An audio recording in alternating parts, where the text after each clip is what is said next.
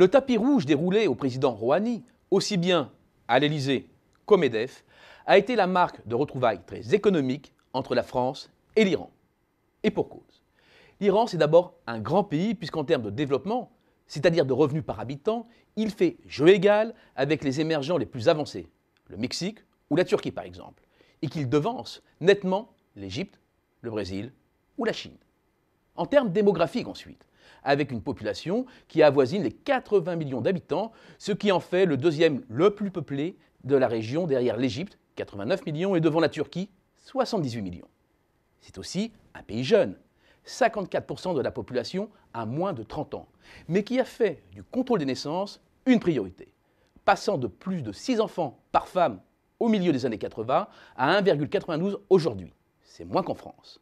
La famille iranienne paraît donc assez proche, du moins par sa dimension, du modèle occidental. Le niveau d'éducation de la jeunesse est un autre aspect méconnu. Le taux d'alphabétisation des 15-24 ans est proche de 99% chez les hommes comme chez les femmes. Et il y a en Iran plus d'étudiantes que d'étudiants.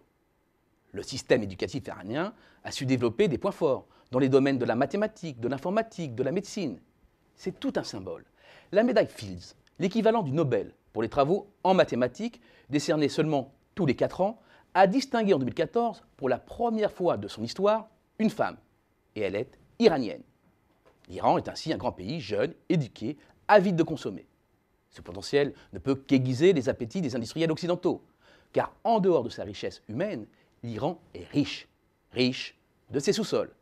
L'Iran dispose des 4e réserves prouvées de pétrole et des 2e réserves de gaz et d'importantes ressources minières, cuivre, plomb, zinc.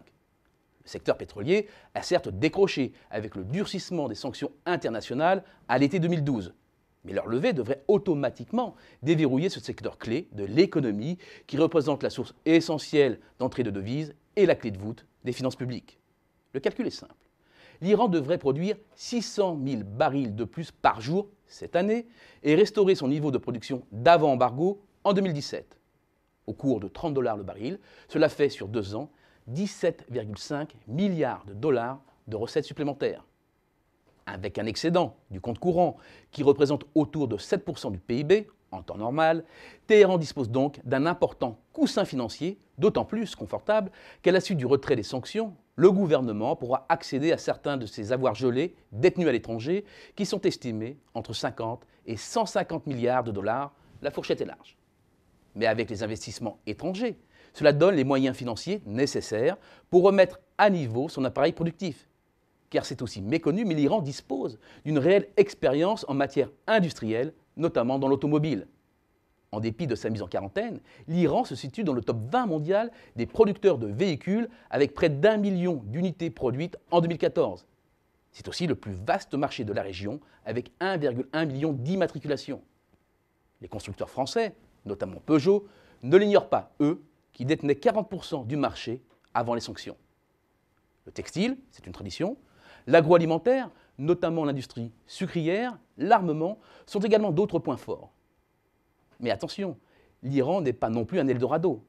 Le système financier est fragilisé par d'importantes créances douteuses, officiellement 13% du total des prêts, donc certainement beaucoup plus.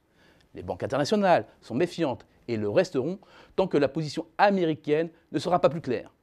L'environnement des affaires n'est pas non plus favorable.